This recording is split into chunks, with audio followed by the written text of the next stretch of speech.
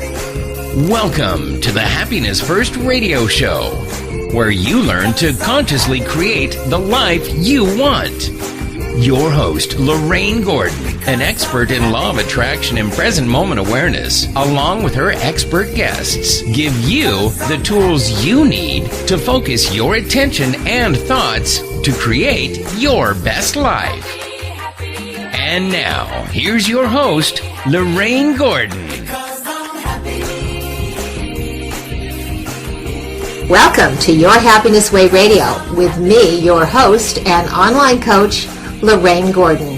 And if you're a regular listener, then you know that the information and the guests that I bring you is so that you can create a happier and more love-filled life, a more abundant life in every way, including the material goodies in life. And you may know that I do love my material goodies. You also know that I teach that they will add to your life, but they don't make you happy. This show must be working, and I want to thank you. Because of you, my listening audience, you have kept this show in the top 10% of its kind, and I really do owe it to you. And so thank you so much. Keep listening. Keep sending your friends. I know your time is valuable. I know you've got lots of other choices, and I want to thank you for spending your time with me and the expert guests I bring you. Today, I have a very special show for you. I've got an inspirational man. His name is Keinan Briggs, and Keinan is a professional triple jumper and track and field coach. And he became aware of the law of attraction, and he used it to create his experiences throughout his athletic and coaching career. Keinan has been ranked as high as the top 6 triple jumpers in the USA and ranked amongst the top jumpers in the world. He's been explaining the laws of attraction to his athletes, who have also been able to attract positive experiences on the track. Keinan is the head jumps coach for Mater Dei High School in Santa Ana, California, and the president of the Leap Squad Youth Track Club based in Orange County, California. And with that, I want to bring this remarkable young man on. Keinan, are you there? Yes, I am. Thank you for having me, Lorraine. Well, thank you for being my guest. I think the way that you ended up getting on the show is so interesting, so I want to just tell the listeners about it. Normally, I only have authors and, people that are kind of out there in the public eye, but Keinan is a believer and a practicer of the law of attraction. And he wrote me a letter, and I responded to it. There was something about his letter that was just magnetic. I think I called him on the phone, and we struck up a fun conversation, and I was inspired because of his mission to bring him onto the show so that he can inspire you too, as he did for me. So how was it that you did find me, Keinan? It was a unique story. I was watching a lot of the Law of Attraction videos on YouTube, and I started liking them. And as I liked them, it would post on my Twitter account as if I was posting to share those videos. And I got a message from you saying, keep up the inspiration. And then I checked on to see who it was, and I saw what you do, and I was really inspired. And one day I was just inspired to reach out to you and contact you, and that's how we got here. And you were kind of surprised when I called you back and invited you on the show. Yes, that was something that I actually manifested, which was I wanted to be able to speak to more people and inspire millions of people, and this is a start. So I really enjoy it. Well, I think it's wonderful, and it's testament to the fact that the law of attraction works when you work it. And the truth is, what I teach, Keinan, and you may be aware of this, is that the law of attraction is always working. You may not like what you're attracting, but it is through that same law. So if we're attracting things that we don't like, that we don't want, it has to do with our energy field and our beliefs and our thoughts and our behavior. Agreed? Agreed. So tell us, how did you get started using the law of attraction? Well, in 2009, I wanted to figure out how to be successful, and I had a friend who I was talking with about what to do and how to get there, and she introduced me to the video The Secret. And that's really what started me with living a life of deliberate intention and trying to manifest things that I want. Okay, I like what you just said. Living a life of deliberate intention. Explain to the listening audience what you mean by that. Well, with the law of attraction, it is whatever you put attention towards is what manifests. So when you live a life of deliberate intention, it's always responding with what you want out of life. So whether it's great, you say, I want more of this. If it's something you don't want, that now made you more clear on what you do want. So you always respond with what you do want out of every experience. And that's where I've seen so much positive coming into my life since then. That was very well put. So what you said was, I just want to repeat it in my words, because I want everybody to get this. This is coming from a young man, Keinan Briggs, who is inspiring thousands of young athletes today because of his use of the law of attraction and his understanding, and he's teaching this through sports to these young people. And what he just said is he's talking about deliberate intention. The thing that you said that was interesting to me, Keinan, is you said that when you get something that you don't like, that makes you clearer on what you do want. So instead of fighting what you don't like, you turn it around and ask yourself, well, okay, I'm not liking this. What is it I do want? And then you put your attention on that. Correct. But the truth is, most people don't understand that very simple little thing you just said. It seems simple, but most people are getting what they don't want because they're spending time paying attention to what they don't want. Yes. So how did you get that so easily? I mean, I don't know that you got it easily. You explained it easily. Well, I've been through, obviously, processes and on my way to things that I want to manifest.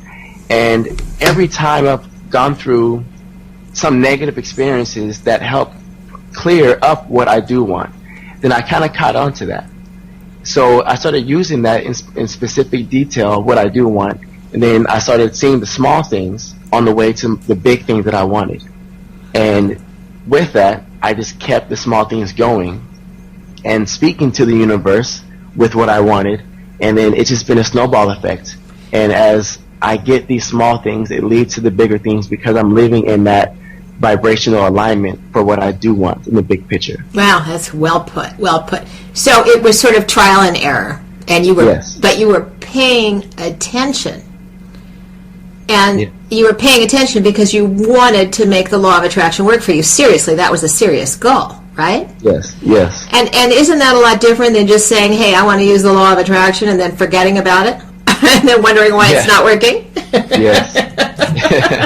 What inspired you so much? I mean, it was a great movie. Lots of people saw it, but not everybody actually, worked on it afterwards. Yes. I'm a big person on the how, and sometimes that can get me in trouble because when it comes to the law of attraction, the how is what keeps you in the vibrational alignment of how and experiences of learning more of the how. So I had to take that belief system and take it away and say, I just trust in it and I know that it's going to work. Now, what really I dove into it with, I got into more motivational speakers with Les Brown. I searched more books with, Esther Hicks and the teaching of Abraham. Okay. And that's what really cleared it up. So you researched it. You really you strived to comprehend it so you could use it. Yes, I really dove in deeper and deeper to where I was watching some, molecular science of how the body works, and it was amazing because it all resonated with me. I understood it. Yeah, I get it. Have you looked into quantum physics at all? Because it's all pretty clear right there. Yes, very detailed. I probably spent 3 or 4 weeks, 2 hours a day, just really looking into as many videos as possible. And it was just amazing because I understood most of it. Well, yeah. Maybe you're an old soul and you're coming back this time around with that specific intention. That could very well be. Yes. I'm a believer in that. Are you? Yes, I am. Yeah, I could tell. I could tell. So, Keinan, for everyone listening, what would you say the secret to your success was? Was it intention? I would say it was the intention, but also the trusting. Because every ounce of worry, every ounce of doubt is a manifestation in itself. So Exactly. if you go into it with I hope so, that I hope so is different from I know and I expect. Exactly. However, did that come naturally to you, or did you work up to that knowing and that trusting? I worked up to it. Okay, so I want you to tell us a little bit about that process. Well, it comes down to trial and error, when it comes to the bigger things, such as happiness or maybe your dream car or whatever it may be. There's always going to be that natural doubt because in your mind, it's seen as a bigger manifestation. But then on a small scale, it could be having a great day. It could be saying hi to some friends that I haven't spoken with in a long time. When I put those two into the same type of perspective, then it made so much more sense, because the biggest goals are the same thing as the smallest goals when you really believe it. Well, as far as manifesting, that's true, because the universe isn't judging and saying, well, this is, you can't have a BMW, you can only have a Volkswagen. Yeah. Or a Honda, which is actually a very nice car, but it's not a BMW. so they're all very nice cars. But I think that's what you're saying, right? Manifestation is manifestation, and through trial and error you learned when you could manifest the little things, and then your understanding of maybe metaphysics or quantum physics, that to the universe there really is no difference. So you approached the big things in the same way you approach the small things. Very true, yes. I get it. I like it. So how are you using the law of attraction with your track and field? Well, when I was researching, just methods and training methods and ways to help an athlete improve, there's a huge part with visualization. And your brain doesn't know the difference between, research has shown that I've seen, that your brain doesn't know the difference between physically doing it and doing it in the mental world. The same muscles fire. So when it comes to teaching it to the athletes, is having them set goals weekly, daily, per season, and having them put themselves in the vibrational alignment of that goal. And then did you teach them how to visualize? Yes. So in the beginning, I actually walked them through it. I had them, relax their mind and had them picture what it felt like, what the environment was and so on. And then now I can just tell them, all right, guys, make sure you visualize 5-10 minutes per day, and that helps them prepare for the track meets that they are going to attend. For everyone listening, if you haven't yet, go ahead and get my free gifts. One of them is a book on visualization. And I have one as a free gift, and I also have one on Amazon that's a more involved gift, more involved book or teaching if you want more information. But Keinan, I am a big proponent of visualization, and I've done it and used it with law of attraction all my life to get all of the things that I have actually gotten, including happiness and the more of the emotional kinds of things. Have you tried visualizing for emotional changes? Yes. Recently, I had a loved one pass away, and the emotion that goes through it's up and down, And when I went to see my grandmother, and you could say, quote unquote, her deathbed, she was passing away, I first thought of it's going to be a very sad situation seeing her at the hospital in this state. Then I said, you know what, well, what do I really want out of this? And I said, I want to see happiness. I want to see her for who she really is and see her happy. So when I got to the hospital, the family was there, and it was a happy situation. We all kind of, knew that her time on the physical form was ending, but we knew that it wasn't it for her. And it was a joy-filled experience having her around for those last moments, and it was a completely different situation from how it was before when I lost a loved one, when I wasn't in this vibrational state. Wow, that was great. That is so beautiful, what you just said. That was very inspirational, Keinan. You speak so well. So it was your decision that her passing didn't have to be necessarily unhappy. Yes, you were going to miss her, but you wanted her to be happy. That's what you said. Your desire was for her to be happy. You didn't even really say you wanted to be happy. You said you wanted her to be happy. Yes. And so when she was happy, it made it easier for everyone else, right? Correct. Was she happy as she passed? Yes, she was. She had everybody she loved around her. Everyone was there, and it was different from the traditional thought process of that environment. Wow. That's really a signature moment in your life. You ought to write about that, Keinan. You really should. So tell us about your 2011 Track Nationals experience. Well, it was exciting. I was learning how to manage myself, because as you get out of college, you have to manage your bookings of your flights, your travel, your room, and everything. So I got to a track meet, and in California, we don't have too many indoor track meets because the weather is so beautiful. Right. And I had to travel to Seattle, not realizing that that was the very last weekend I could qualify for the indoor nationals. And it got down to, I had one jump left, and I had to improve 2 feet. And I have been visualizing that perfect jump. Not for that specific date, but I had visualized that perfect jump. And I said, you know what? Now's the time that it's going to happen. That's all I said. And I ran down the runway, and I didn't feel my body jump. I actually felt what I had visualized.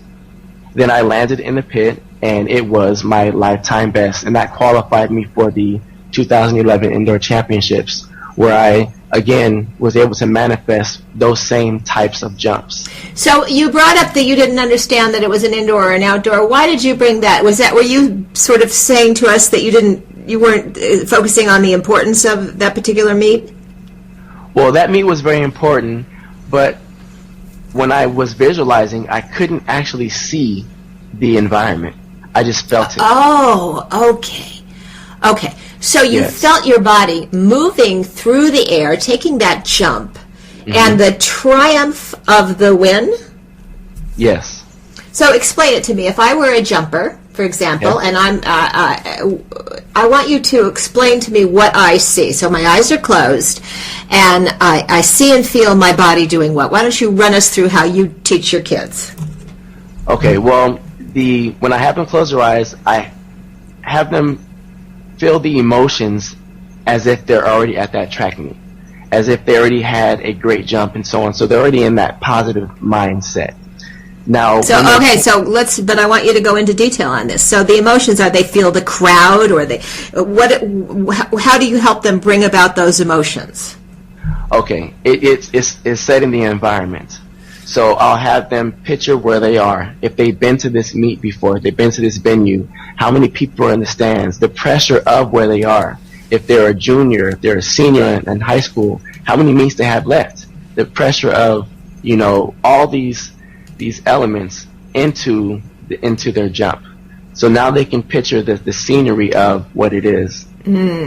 Okay, that's really important. So you set the scene and so for everyone listening, first you set the scene that helps bring about the emotion, because adding emotion to the picture is really what powers the law of attraction. It's emotion more than anything. Don't you agree? Yes, I do agree. Okay, so now you've got them all ready. They feel like they're there. Now, what comes next?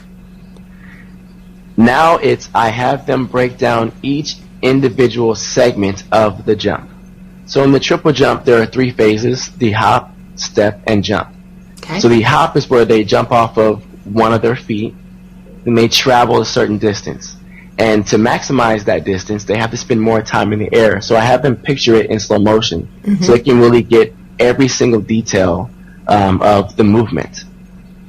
Then, each athlete, I have certain cues that they have to hit, so they go through those specific cues. Then once they get to the next phase, they, again, repeat the cues that I have them do for each position, then their jump. Then I give them about 3 to 5 minutes just to go through that over and over again. So essentially, they're perfecting that perfect jump, and they're going through the emotions of it. And by the 5th time they go through it, they usually have more excitement, more emotion within that visualization period. Wow. Okay. So, do you give them smaller things to learn to visualize first? Yes. So every week we set goals, and I have them write down 3 track meet goals and 3 goals for the week. So when they visualize something as small as, have a good week, or learn this aspect, or work hard, they've set that goal already for the week, and then they visualize it through the whole week, and then I remind them at the end of the week the goals they have accomplished. So positive reinforcement then. Yes. When I start by teaching my students and clients how to visualize, I start by explaining that you can close your eyes and sort of look ahead with your eyes closed at a blank screen in the forehead of your mind. Do you ever use that technique? Yes. Yes, I have. And so this is Joseph Murphy's technique, actually. Yeah. Okay. Yes, well, it is. Yeah, he's pretty wonderful, wasn't he? Yes. Yeah, he's one of my heroes. And so I teach my students to first visualize something as simple as an apple.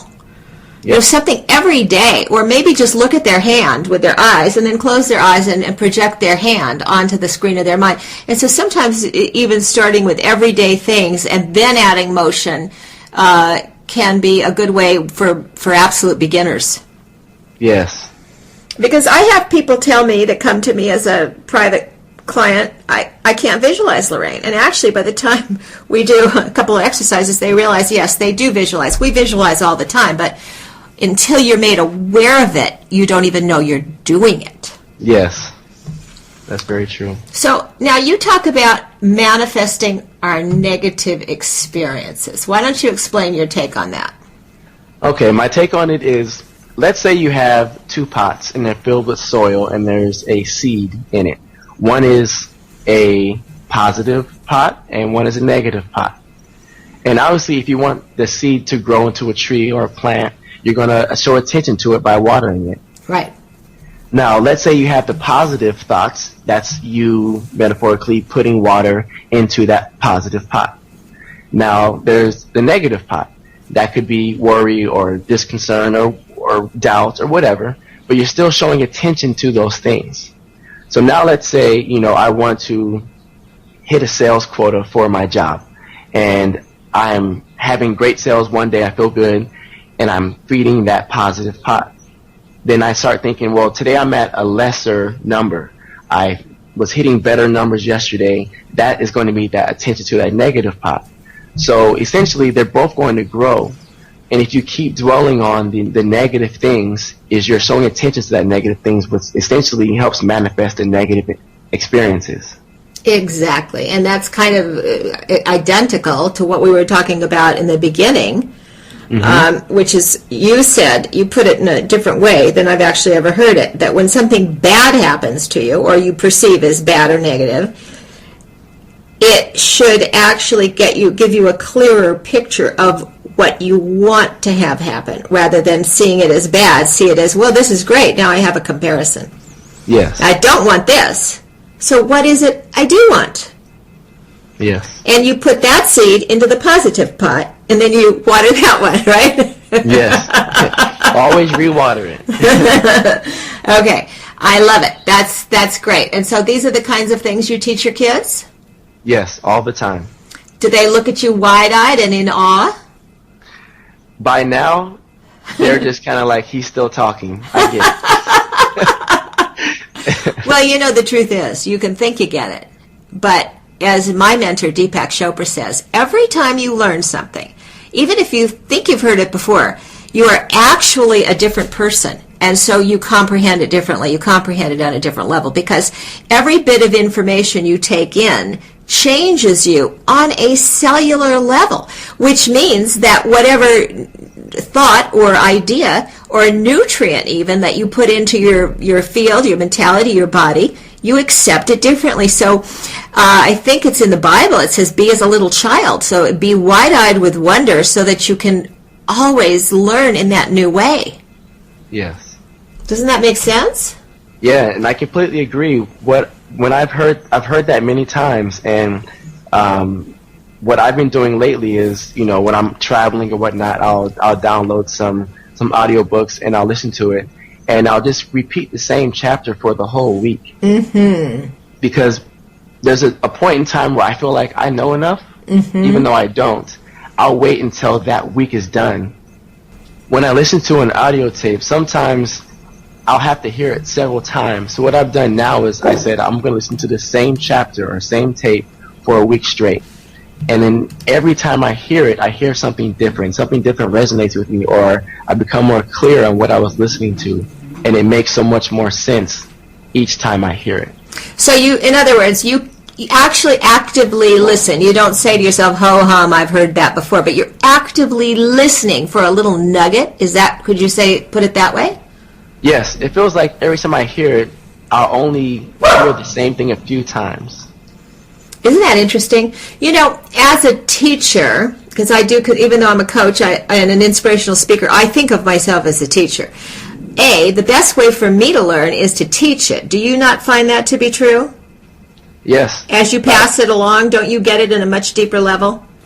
Yes, it becomes more clear as I'm able to explain it than I hear myself explaining it, which sometimes gives me that aha moment. Yeah, and you know what happens to me, and it might happen to you too. Sometimes I'll listen to or watch one of my own videos, read one of my own tweets, read my own blog, and think, wow, did I write that? That's really good. And it's like new information, even though I was the one teaching it. So it kind of goes to show you do change, and you do get it on a different level, right? Yes. So when you have an athlete first of all, as an athlete, you have to be very disciplined, and I think that has really helped you in using the law of attraction, because you made it a goal, and as an athlete, you understand goals, right? Correct. I was also an athlete as a youngster. I was a competitive swimmer. And I think that I never thought of it that way, but it's possible that gave me the discipline to really nail this stuff.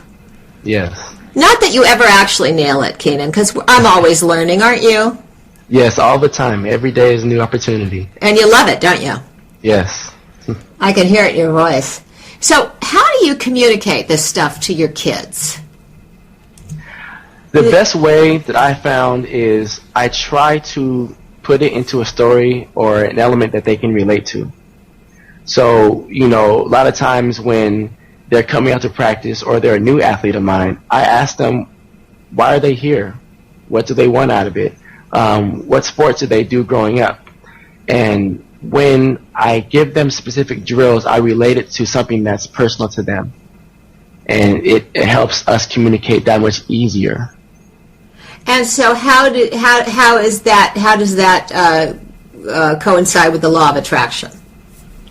Well, I feel that once I understand the way they think, it helps me be able to explain it to where they understand it easier. Okay, thanks so much, Keinan, and I want to hear all about that. But first, let me take a brief break for my sponsors. The power of the I Am is yours at LOAaffirmations.com, bringing you the very best in audio affirmations programs and introducing our newest title, I Am Happy, Healthy, and Wealthy. All of the LOAaffirmations.com programs are MP3 instant downloads and come with multiple audio and subliminal tracks. Order yours today at LOAaffirmations.com. Have you ever imagined a life without worries, fears, and problems? What if I told you that you no longer had to live like that? Changes are possible for you through my teachings and affirmations, CDs, DVDs, and apps. Through our book, Peace in the Present Moment, Eckhart Tolle, Byron Katie, and I can show you how living in the present moment will change your life. Visit my website, peaceinthepresentmoment.net, and get inspired on my Facebook page of over 73,000 likes. Okay, Keinan, so we're back again, and I want to welcome you to the show. This is Keinan Briggs for all of you out there, and Keinan is a coach, a track and field coach, and a heck of an athlete himself. an award-winning athlete, as a matter of fact, and he inspires his students by communicating to them the law of attraction. And that's how he's had his success and how he is helping his students. So tell us, how do you get that across to your athletes? Well, every day, I try to have a focus point, whether it's training, the mental part of it, and a lot of times athletes will tell me they're tired or they're feeling a certain way. Then I ask them, well, what do you want out of this? And sometimes when they're faced with this physical challenge, I let them know that the goals you gave to me last month or last week, this is part of the process. This is what it feels like to reach the goal that you're trying to reach. Then they respond that much better when it comes to the training. Okay. And are you explaining to them actually that it is the law of attraction, or are you leaving that part out and just sort of hoodwinking them by accident? Well, the beginning of the week is where I focus on the law of attraction when it comes to the elements and explaining it to them. Then they go through the training. Then the next week, we then recap. So I tie everything in each week. So during each practice, it's really just straightforward, but then I recap everything with, this is what I did and why I did it, and how it helps you with your goals and the things you have set for yourself. Okay. Are they fascinated by it? Yes. My first year, I had a freshman who wrote down her goals, and she had no idea. Her first time running track, I said, just get specific, and I said, give me a week before you turn these goals and really study what track and field is. And by the end of the year, she literally met every single goal she had set for herself. Wow. Yes, it was pretty amazing. And so do you feel that through sports and athletics, you're helping these kids to be better at life and not just track and field? That is my goal. My platform, my stage is track and field, because with track and field, and like yourself in swimming, you put hard work in, then you get a tangible number of, I improved this much time, or I threw this much further, or whatever it may be.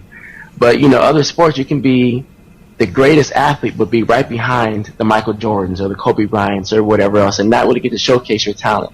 But in track and field and these quote-unquote individual sports, you have that number to show your improvement. So you're pitting yourself, in a sense, against yourself. So it's being the best possible you can be. Correct. Because don't we all suffer in comparison? I mean, can't we always find something to make ourselves feel badly if we look for it? Yes, it's very easy. So that's also mental training and discipline, isn't it? When you veer into that area where you say, well, gee, maybe this person runs faster or jumps higher or has maybe more initial ability, born with more ability, you could feel bad about yourself, or you could focus on your own accomplishments and your own goals, right? Yes. So how do you teach your kids to do that? Well, with track, I tell them, the great thing about track and field is you're always a starter. You get to showcase your talent, and everyone that's here to watch you, they're here to see you do the best you can do. And when you take away the others around you and realize that this is your moment to shine, and all the hard work you put in and all the things you sacrificed and the process to get you here, you get to showcase now, helps them understand that whatever they do, it's on them, and they can create what they want out of this one performance. Do you have any underprivileged kids that you've helped spur them on to living a happier life? Yes. I mean, we all hear of kids that are coming from very unhappy, unstable households, and then the coach is the one that actually, is their most memorable person in their life that helped them get through these horrible times. Yes. There are a few athletes that I have that sometimes their parents are too hard on them when it comes to expectations, and the weight sits on the athlete. But what I let the athlete know is you can find whatever you want out of this experience. You can create whatever it is you want. Then I introduce that with track and field, but also let them know that carries on to life. And then I'll see athletes using this for other things, such as becoming an ASB president, or going out and doing more nonprofit events and so on. And they're becoming happier because they're looking for these manifestations versus just letting life pass as it goes. So they're looking for, in other words, they're looking for the little things in life, or the not so little things that bring about joy. Is that what you're saying? Yes, correct. And focusing on those things. You mentioned charity. Is that something that you talk a lot about with your students, your athletes? Yeah. Yes.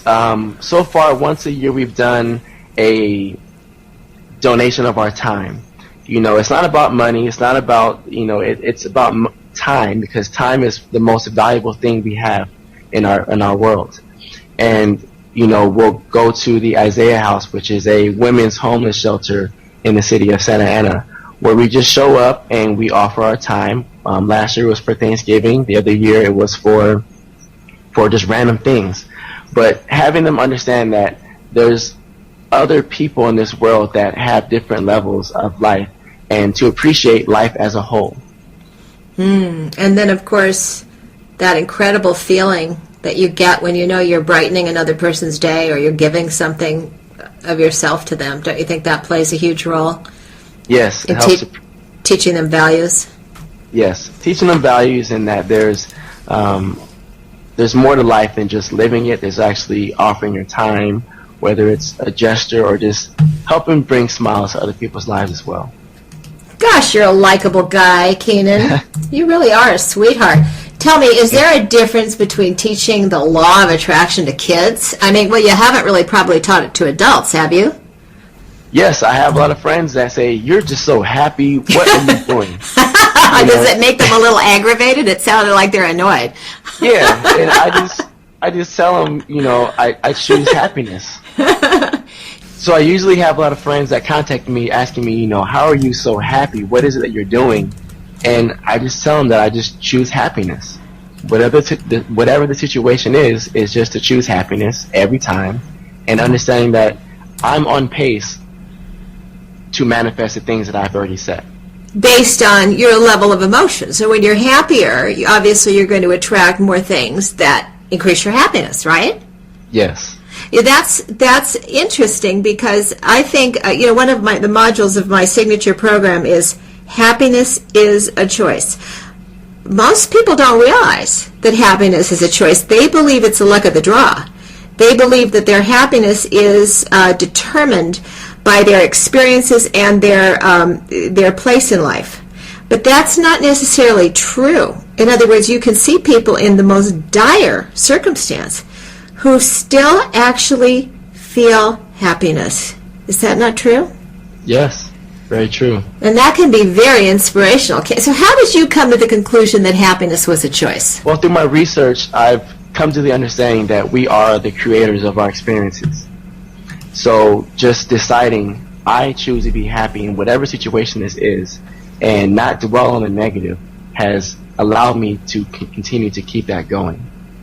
So that's interesting, and you said something when we were talking earlier about the alarm. When you wake up with the alarm, it kind of made you angry. So how did you decide to wake up with the alarm and not be angry? I made the conscious choice that the alarm is going to bring me happiness. So you're saying that so much of your emotions have to do with what you intend, and you intend happiness. Yes. Right? And that means if a person out there is listening and they're in a victim mentality, and that, oh, why does this always happen to me? That can be turned around, that you can choose to look at all of your life's experiences as being on the road to your greater good. And when you look at it that way, you can actually feel good about a situation that may look bad on the outside, such as that miserable, the alarm is a small thing, but it doesn't sound good when you're snug and warm and in the middle of a delicious dream, and ring, that alarm goes off. I remember myself as a kid, I actually hated it when my mother would come in the room and she'd say, "Lorane, it's time to get up," and I would get, oh God, I would hate that. You know, I really never got past that, Keinan. I think if that happened today, I'd probably get angry. Fortunately, I don't have to deal with it. That's funny. So let me ask you a question. How much do the parents of these kids affect the growth of the kids within track and field? In other words, how much do they need from their parents determines their success? I think it's huge. My mom was very positive, and now with sports becoming so demanding with, the club teams and outside of high school sports and etc., you have a lot of pressure from the parents expecting the kids to be really good. And then the kid has more of a awareness of how good they should be. And if they don't perform, how that could affect their college career and etc. It comes down to what I've noticed is the parents that are kind of just go have fun, do the best you can do, regardless of the outcome, but still win. That mixture of competition, but also just have fun, creates a better athlete because they have that same type of expectation from themselves. So it kind of goes back to happiness, doesn't it? Yes. So they're not putting that horrible pressure on themselves. Very true. I was on the way to the Olympics as a swimmer, and the pressure that was put on me was so demanding from my father and my coach that it pressured me out of it. I just couldn't. I crumpled under the pressure. I just couldn't handle it. So is that what you mean? Do you see that happen to kids? Yes. Where they crack under that much pressure and they just have to get out of it. So a promising athlete, it could kill their career. Yes. Because you got to think about it. Within any type of area, there's a lot of pressure, and specifically with sports, especially in the Olympics, you're one of very few people with not only the talent, but you've sacrificed so much, and that physical stress of training, mental stress of what, the world expects from you. Then you go home, then you have your family having that same type of stress put on you. Yeah. It's very heavy. You need a break. You really do. But what you said is cool. You said teach them to look at it as fun. Hey, I want to win, but I'm going to have a good time no matter what. This is going to be a fun experience. And so they're happy rather than that horrible. You say pressure. Pressure can be like a 1,000-pound weight bearing down on the top of your head, and you just feel buried by it. Yes. So what do you do with kids whose parents are pressuring them so much? How do you help them? I assess it. Then I adjust my coaching methods to them, so my delivery, the way I explain things, and then I've realized now that when they have the smallest improvements, we celebrate it. We celebrate everything. Celebrate it. Gotta celebrate. Celebrate it. God, you and I are so much the same in the way of thinking because I teach my students the same thing. Celebrate your victories, however small they may seem. Because that's part of being happy, is putting your focus on the good things, right? Yes. Wow. So instead, where the parent says, "Hey, okay, so you only increased your speed by a quarter of a second, big deal," you teach them to, this is monumental. Let's be happy about this, and that only increases it. Yes. Law of attraction. Only more will come from it. Law of attraction. Exactly. That's wonderful.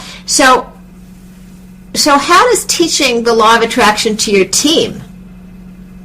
As a matter of fact, let's talk about these two teams. You've got a youth club team and a high school team. Do you teach them both the same? The high school team were more detailed into it because I have more time with them. Mm-hmm. And the youth team, it's on a smaller scale just because they're younger and they kind of already have this way of thinking, because the life experiences are less when it comes to a younger athlete. You mean, in other words, they have more positive experiences? Yes. Really? I feel they're more open. Just the imagination is so much easier to tap into. Mm-hmm. If I tell a 10-year-old, okay, you're going to do high jump for the very first time, they're going to say, well, what does it look like? Then I show them, and they go do it. Versus you may have a high school junior or senior, they're going to say, well, what does it look like? They're going to say, that looks dangerous, because my experiences say that dangerous means I shouldn't do it. Right. Just being able to break through those types of walls. So it's really fun getting a hold of those young kids then, isn't it? Yes. It's fun. Wow, yeah. But equally as exciting when you can help that child or that youngster who has already developed that negativity or that fear, and then you can break through that for them. Yes, I think that's been one of the most challenging changes as a coach. Is I have athletes that say, I want to compete in college. So then it's being able to first help them learn what it takes on the training side of it and adapt their body to it, but also creating adversity at practice that they're going to face when they get to college. Mm-hmm. So you get them used to the pressure? Is that it? Yeah. Yes. So was it your parents that got you through all this? They gave you this mindset so that you would be positive, or did you have to work at it? Yes, my mom was always just positive. Sometimes you would think, how are you so positive during these environments? But she just knew there's always going to be a way out. Wow. You know, my dad was the opposite. He was more of the show me the proof. You know, I have to see it before I believe it. Mm-hmm. So I had the perfect mixture of it. Mm-hmm. And when I just said, you know what, I give up on the how. I can feel it, and as I feel it, I know that's true. And I just kept going with that. You know, one of my favorite mentors, Wayne Dyer, says it's exactly the opposite. You have to believe it to see it, not see it to believe it. So in other words, there are things that we actually cannot see that are right in front of us. We cannot see it because we can't conceive of it. Did you know that there's stories, and I kind of sound a little uneducated talking about this because I can't remember it that well, but there's a story of these natives on an island, and they'd never seen ships. They never had seen ships come in. And ships were coming in to their island, and all they saw were high seas. They saw high seas because they could not conceive of a ship. Okay. Now, isn't that interesting? Yes. So it's the same with us. We could have opportunities that are right in front of us, right under our nose. But unless we believe that they're there, we cannot see them. Yes. Interesting. I think what resonated with me the most was, let's just say, for example, there's a foreign language written on a wall somewhere. If you have no idea what the symbols mean, it's just symbols on a wall. But then the second you understand that language, those symbols become something, and it creates a word that you understand. And I think that's the same way that we have to look at it as when it comes to the universe and the world, is I can picture something and I understand it. And then when it manifests, that is me making that a reality. Right. So it's all about reading, maybe being sensitive to the symbols. I always believe in being sensitive and aware of the synchronicities in life, because those little, people think of them as coincidence. You may not believe in such a thing as coincidence. I don't particularly. I think of it as synchronicity. And the more we tune into that synchronicity, the more we actually are led. That's the kind of language of the universe, or the symbols, or the word that maybe we don't, the language we don't understand, that is actually leading us to our goal or to our good. Yes. Yes. You find it fun, the law of attraction, don't you? It is amazing. It's fun because the law of attraction works in unique ways that make it fun for you. Wow. I think that's wonderful. You know, I want to thank you for the very generous gift that you have offered the listening audience. Keinan is giving you a free sports motivation consultation via either email or Skype, and he's giving out one of them, just only one, so it's going to be the first one of you that actually takes him up on this offer, and it will be up to 15 minutes in length. And as you can hear, this is a pretty darn motivating guy. There's going to be a link on the page that you have found this recording, and maybe you found it on Blog Talk or iTunes or Libsyn, wherever you found it. There will be a link there so that you can get in on that. And you can also, I will also have Keinan's website on there, but just for you to know it, it's KeinanBriggs.com. That's KeinanBriggs.com. And so Keinan is going to give the first person who takes him up on this offer a 15-minute motivation consultation. I think that's pretty great, Keinan. Thank you for that. Well, thank you for having me. You should be able to help a lot of kids that way. As a matter of fact, I'm going to ask you to give more than one. Why don't you give 3? Sounds good. Pressure on the air. How's that? It worked. I used the law of attraction for that. Now, you offer digital video analysis. So just tell us, we're really out of time, but I want you to explain what that means. Well, a lot of times athletes will feel as if they're doing something correct, but when they watch it, they're slightly short or overdoing something. What I do is I have the person send me a video of them competing, then I analyze their video and then send that video back to them so they're able to see where they can improve. Wow, that's pretty cool. So that's something you can offer them various services to help them in their sport, even though they are not going to be in front of you or on your team. You can help them through digital analysis. Yes, I actually had an athlete who improved 2 feet and made it to nationals this year. Are you serious? 2 feet on a jump? Is that what you mean? He jumped 2 feet further? Yes, he jumped 2 feet further in the triple jump. Isn't 2 feet? Isn't that a huge amount to improve yourself by? Depending on the level you are, him being a college athlete, 2 feet is a huge number to improve. Huge. Yeah. So it was pretty fun to be a part of. I bet it was. I bet it gives you a great feeling. I want to thank you so much, Keinan, for being my guest today, and I will say goodbye to my audience in a moment. But first, do you want to leave the audience with any particular words of wisdom or pearls? Yes. Go Take ahead. control of your life and live a life of deliberate intent. Every event that comes along, always choose and decide what you want from every experience. Then you will live your bliss. Cool. I love that. I almost wish I would have written it down. Thanks again, Keinan, for being here with me. I hope you come back and you'll be a guest another time.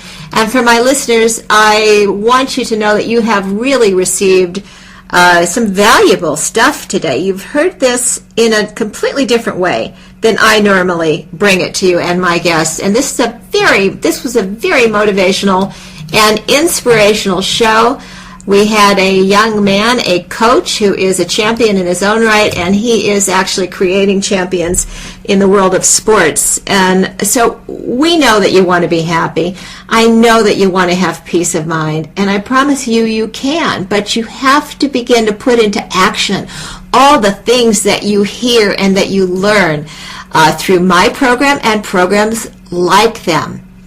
You see, in order to make them stick, you have to have the intention, and it really helps to have a calm and peaceful mind. And that's why you should go ahead and get my free gifts, because along with a visualization book that I offer you for free, you just click on the link, you get it for free.